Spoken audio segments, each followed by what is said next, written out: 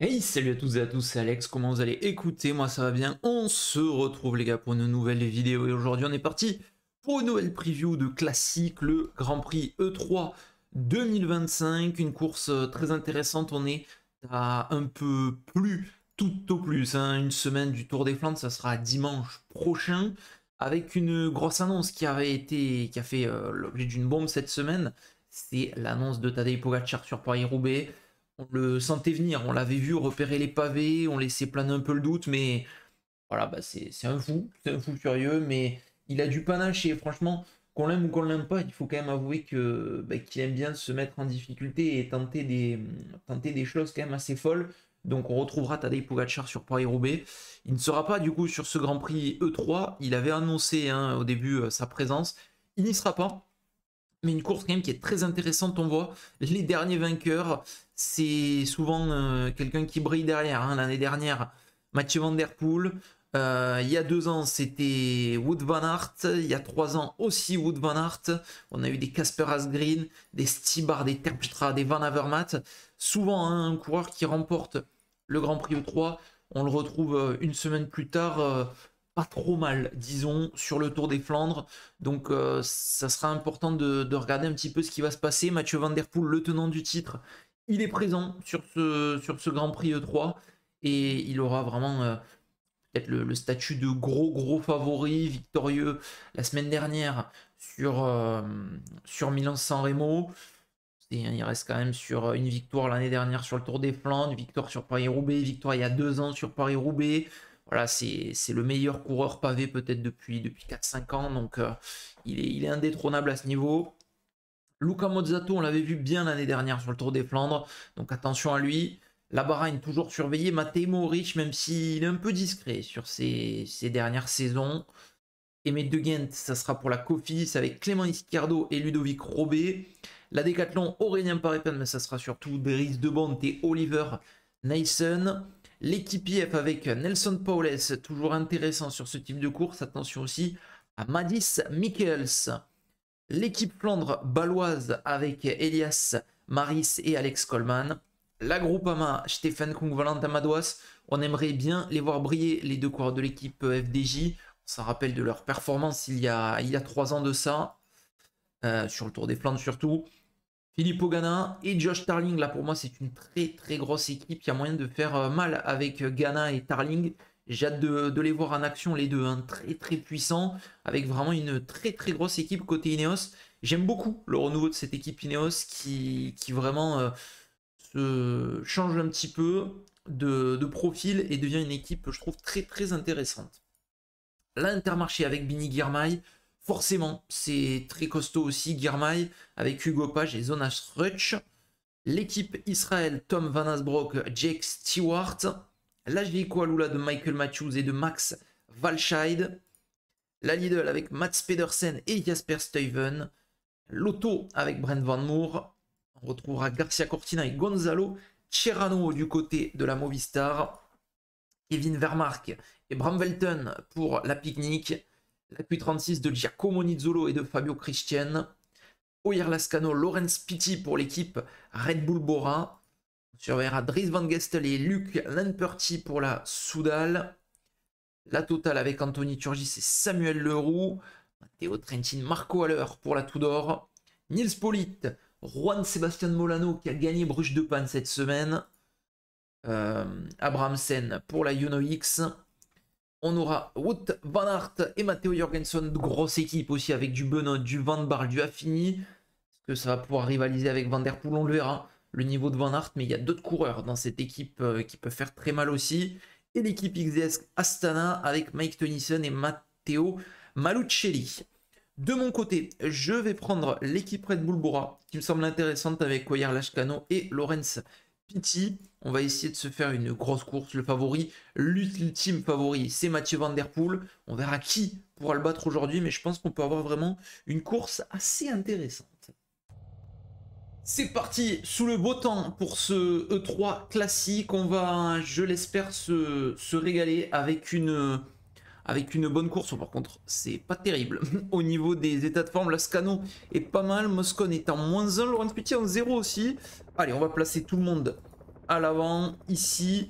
On va pas se casser la tête hein, aujourd'hui, très clairement. C'est pas à l'équipe Bora de faire la course. On a une bonne équipe, c'est sûr. Mais voilà, on sait qu'il y a clairement largement meilleur que nous. Je pense que Lascano Pitti, c'est un très bon, un très beau duo. Et on va voir déjà devant comment ça se passe avec les premières attaques du jour. Canal qui est parti avec Paritini, Dujardin, Reisberg, Mass et Paris Peintre. Ça suit avec Van der Sande, avec Stuyven derrière. C'est déjà en train de rouler. Ça va partir tranquille. Dans ce GPE 3, nous, ce qui nous intéressera, ça sera le final de course, bien évidemment, où ça sera le plus intéressant. On aura sans doute les premières attaques des leaders de ce Grand Prix E3. On rentre dans la partie un peu plus intéressante de ce Grand Prix E3. Nos coureurs sont vraiment très bien placés. On surveille devant avec Trek, Alpecin, Jumbo. On a également, enfin Visma plutôt, je dis toujours Jumbo, mais c'est Visma, FDJ et UAE qui contrôlent la course. C'est assez logique. Un groupe de 6 devant toujours les mêmes coureurs avec 3 minutes 17 d'avance. C'est encore bien long, mais on va voilà, avoir des petits monts là qui vont s'enchaîner bien évidemment. On va aller chercher de plus en plus vers le final. Il va nous en rester des parties hyper intéressantes. On aura le Tyenberg là notamment. Ça va être vraiment toute cette partie finale avec Bayer qui est en train de mettre un très gros rythme. On a Sam Welsford et Gianni Moscon qui sont un petit peu plus loin. On a les deux Van Dijk aussi qui sont pas mal du tout. Et Oyer Lascano, Laurens Pitti, ça reste très costaud. Lascano qui est pas mal, mais je pense que vraiment Laurens Pitti, on a une carte à jouer aujourd'hui.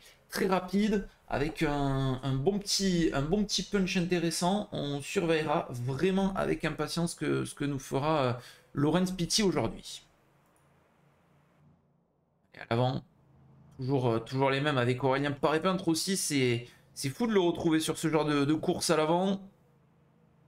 Mais attention, le peloton qui a perdu quelques petites unités. 9 coureurs avec aucun favori, j'ai l'impression. Ça a été fait à la pédale. On a Ischiardo, on a Laouzé.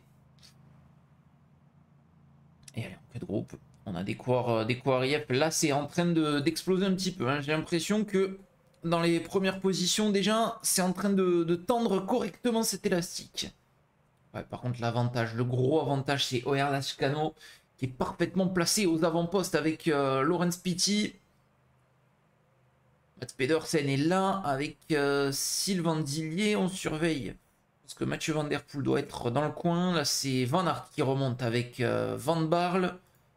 Yezebeck est là. Darling, Morgado.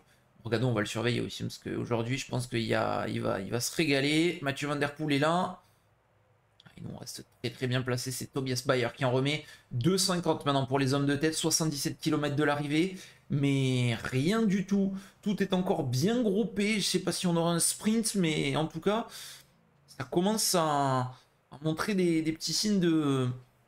Pas de faiblesse hein, dans le peloton. Il y a très peu de coureurs qui sont lâchés. Ça se fait à la pédale pour l'instant, compliqué pour les Cofidis. Après, on sait très bien que les coureurs qui sont là, c'est terminé pour eux. Hein. Ils ne pourront pas gagner. Ils sont encore très mal placés. Regardez comme c'est étiré là sur ces toutes petites routes. On sait que c'est des routes très étroites, toujours très compliqué de rester placé. Et pour le moment, hein, Mathieu Van Der Poel n'a pas besoin d'attaquer. Il a encore énormément de coéquipiers avec lui. Et ses adversaires aussi ont des coéquipiers. Gianni Moscon est là. J'ai limite envie de demander à Welsford d'aller donner un petit coup de main, d'aller rouler un petit coup. Ça montrera aussi que côté Red Bull, on est bien présent. Après, c'est pas le meilleur puncher hein, non plus. Sam Welsford. C'est Gianni Moscon, voilà. Les deux Van Dijk, il faut rester placé. Et Oyer Lascano aussi, mais Oyer Lascano pour le moment est parfait avec Gianni Moscon devant lui. Allez, Sam Welsford qui est venu prendre un petit relais. C'est bien, avant Leikenberg, ça va permettre d'étirer peut-être un petit peu le peloton. Parce qu'on est en train de rouler très fort, on est passé sous la barre des 2 minutes d'écart. Et là, on va descendre, on va continuer de faire fondre cet écart. 1,46 maintenant. 1,43. Continue. 1,38. Oh, ça continue de bien réduire. On a perdu 30 secondes là pour les hommes de tête. Et Van der Sande aussi qui en remet très fort. Important de rester placé, on les voit, hein, tous les favoris qui sont en train de remonter. Les Jorgensen, les Van Aert, les Pedersen, tout ça très bien placé. Michael Matthews aussi est très très bien. Evgeny Fedorov, on va le surveiller. Sur le peloton qui a été coupé légèrement là. Ouais, c'est sous l'impulsion de Welsford qui est en train de faire une sacrée performance. Et là, il va accélérer. Sam Welsford, toujours, c'est pas le plus à l'aise sur les pavés, on le sait. Attention, attention aux accélérations avec Luca Mozzato, Garcia Cortina, Fedorov qui sont en train de partir. Est-ce que c'est pas si mal que ça peut-être d'anticiper là aujourd'hui? Il faut essayer de les faire revenir. Allez, il faut que ça revienne là-bas devant. Nous, on a pu rester placé. Il y a Michael Matthews aussi qui est en train de partir avec Van Aert. Attention, Van Aert, Michaels. C'est qui va contrôler derrière. C'est toujours Sam Welsford. Bien placé là pour Royer Lascano. Toujours les premières positions. Il y a Florian Vermersch aussi. Van Der Poel qui s'est repositionné. Et là, on a eu le peloton qui a bien explosé. Van Dijk, c'est dur. Tim, il faut essayer de rester placé, mon gars. Avec toujours cette accélération et cet effort de Sam Welsford. Tous les favoris sont là. Il n'y en a aucun pour le moment qui est piégé. Welsford, il est en train de faire mal, mais autant le sacrifier pour cette partie. Hein. Et devant, Mozzato qui est rentré tout seul au final sur le petit groupe. Raison pour Tom Skjunge. Attention, attention.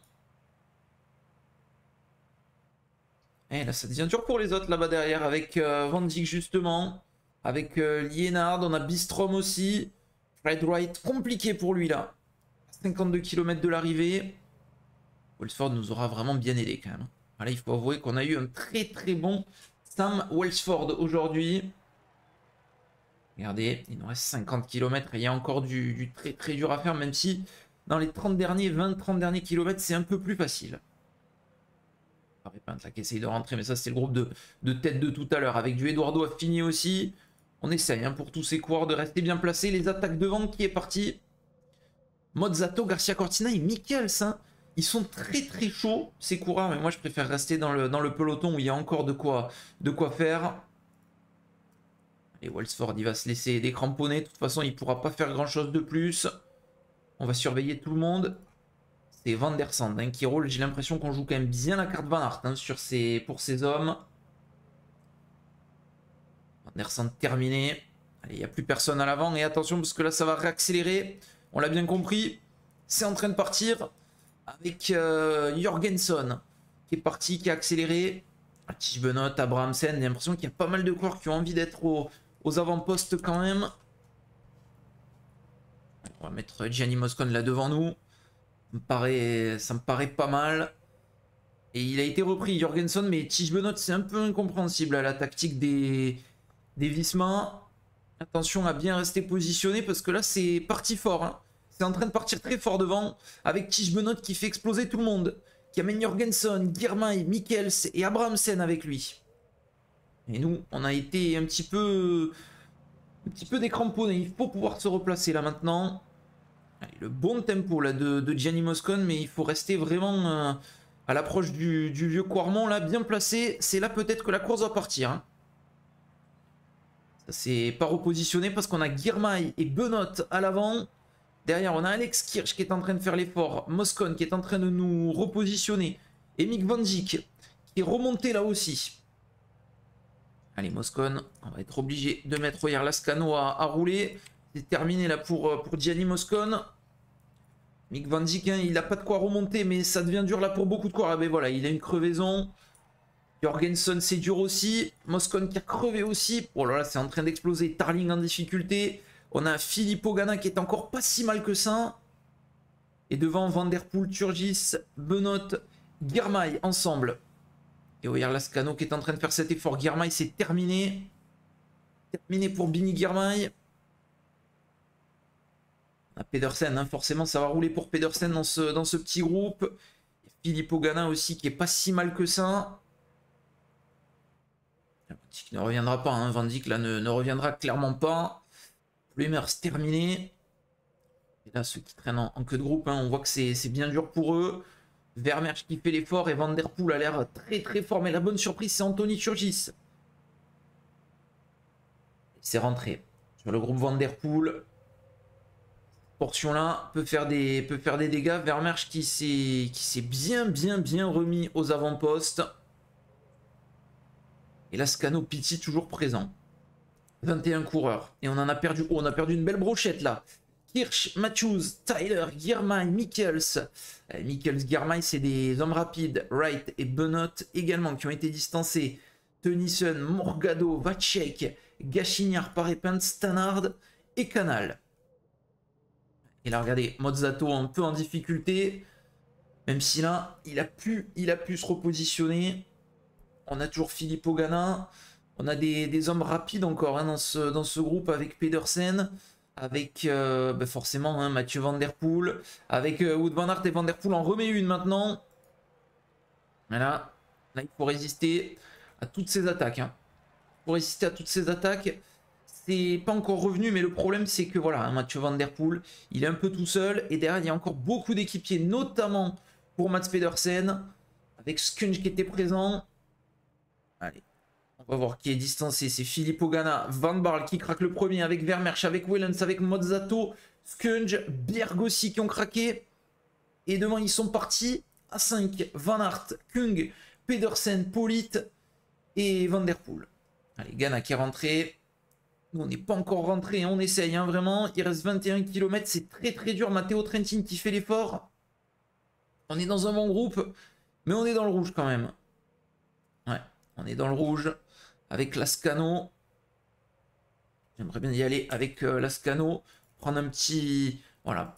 Prendre des bidons. Parce que Laurens Pitti est pas mal là quand même. Hein. Il a de quoi faire Laurens Pitti. On a passé les pavés. Maintenant ça va être récupéré pour le sprint. On est 11. Fedorov qui s'est accroché. C'est impressionnant. Turgis est encore présent. Et l'attaque là. Allez. On va rouler avec Weyer Lascano. Van Aert qui en a mis une mais... 25 secondes, on peut le tenir. Van Aert, attention quand même qu'ils ne prennent pas trop de temps. Et là, ça se regarde un petit peu. On est le seul à avoir un équipier avec Laurens Pitti. Et attention, 44 secondes, c'est beaucoup, c'est énorme. Hein, 44 secondes. Voilà, mais Pedersen qui vient prendre des relais aussi. C'est bon d'avoir deux coureurs comme ça. Avec Pitti, on sait qu'on a quand même une bonne pointe de vitesse. On est rapide. L'accélération de Pedersen maintenant. 41 secondes. On revient bien quand même, hein, on revient bien. Van Der Poel qui met aussi de quoi rouler. 39 secondes, c'est pas terminé. Mais ça va être compliqué de rentrer. On est 10 là pour rentrer sur Van Aert. Qui est tout seul là pour l'instant. Lascano aura bien aidé quand même aujourd'hui. Même si là, 44 secondes, l'écart est remonté pour Wout van Aert qui est tout seul à l'avant et qui est en train de... peut-être d'aller chercher une nouvelle victoire sur ce Grand Prix E3. C'est une course sur laquelle il marche très bien à chaque fois. Mais là, ça serait une victoire vraiment incroyable hein, pour Wout van Aert. Qui est tout seul. 50 secondes d'avance maintenant. Et là, qu'est-ce qu'on fait, nous, avec Laurens Pitti? Allez, ça attaque. Van Der Poel qui va y aller sans doute. Et Lascano qui va se mettre à son rythme. Pedersen est sorti. Pour revenir, il y a une minute là quand même. Hein. Voilà, on se regarde un peu trop. Peut-être maintenant. On va essayer d'en mettre une avec Laurens Pitti. Ouais, non. On ne peut pas y aller. On ne peut pas se permettre là d'y aller. On va reprendre les roues. Ça nous a pris en poursuite derrière. Mais je pense que la victoire, elle est pour Wout van Aert. Qui a été le plus intelligent. Et c'est reparti d'ailleurs. Attention, je ne l'avais pas vu. Dans la roue de Politt, il y a Ganna aussi avec nous. On a un très beau groupe. On a un très beau groupe. Mais la victoire qui devrait ne pas échapper. Attention, il revient très fort. Il revient très fort, Mats Pedersen. Le duel Pedersen-Van Aert. On est avec Filippo Ganna, nous. Ça revient de partout derrière. Attention, on va regarder ça parce que là, c'est très intéressant ce qui se passe. On est avec Filippo Ganna, nous, juste ici. Van Aert pour le moment qui est devant. Le retour peut-être de Pedersen. Il n'aura pas assez de puissance, Pedersen. Victoire de Wout van Aert. Ça serait une deuxième place pour Pedersen. Troisième place Kung. Quatrième Politt. La cinquième place pour Laurens Pitti. Filippo Ganna sixième. Matteo Trentin septième. Anthony Turgis sera huitième. Ça sera seulement une neuvième place pour Van Der Poel. Et dixième place pour Weyer Lascano. Et le 11e qui était avec nous, c'était pas Abrahamsen. Parce que là, ils ont un peu craqué. On était 11 hein, dans le groupe de derrière. Team Wallen Sissi. Et on voit pas mal de Lidl Trek. Il a été le plus fort. Wout van Aert, c'était très compliqué de suivre. On a tout tenté, mais bon, franchement, dans ce final, il était au-dessus du lot. Et Laurens Pitty avait bien suivi le groupe, mais Kung et Polit avaient l'air un cran au-dessus. Pedersen vraiment pas loin de revenir sur Wout van Aert. Ça s'est joué à 3 fois rien. Il faut bien le dire, ça s'est joué à 3 fois rien. Et la victoire finale qui revient à Wout van Aert. 3e victoire pour lui sur le Grand Prix E3. En réalité, honnêtement, hein, je vois pas trop qui peut inquiéter Mathieu Van Der Poel, mais pourquoi pas une belle surprise comme celle-ci. Et la victoire, en tout cas, de Wout van Aert. Magnifique succès pour lui. Meilleure équipe, la Red Bull, on met 2 coureurs dans les 10. Et un top 5 avec Laurens Pitty, c'est pas mal du tout. Franchement, on a fait un bon truc. Et Mick Van Dijk, quand même, qui termine 20e, alors qu'il a souvent été un peu largué. En tout cas, ça s'est pas joué vraiment à grand chose pour Mats Pedersen, qui aurait pu remporter cette super classique. Victoire donc de Van Aert. En réalité, je ne vois pas qui peut inquiéter Mathieu Van Der Poel. Il est vraiment au-dessus du lot sur ses courses d'un jour. C'est devenu vraiment sa spécialité. Sur les pavés, il est quand même très à l'aise. Et on l'a vu la semaine dernière hein, sur San Remo. Il arrive à tenir des puissances folles pendant un long moment. Je mettrai peut-être une petite pièce aussi sur une surprise qui peut être Filippo Ganna. On l'a vu tenir la semaine dernière, on a vu qu'il ne lâchait rien. Excellent rouleur aussi. S'il y a un petit groupe et qui tente de sortir dans le final, il peut aussi tenter de résister tout seul. Donc ça sera en tout cas une course très intéressante. J'espère qu'elle vous a plu. Et moi les gars, je vous dis à la prochaine. Portez-vous bien. Ciao tout le monde. Bye bye.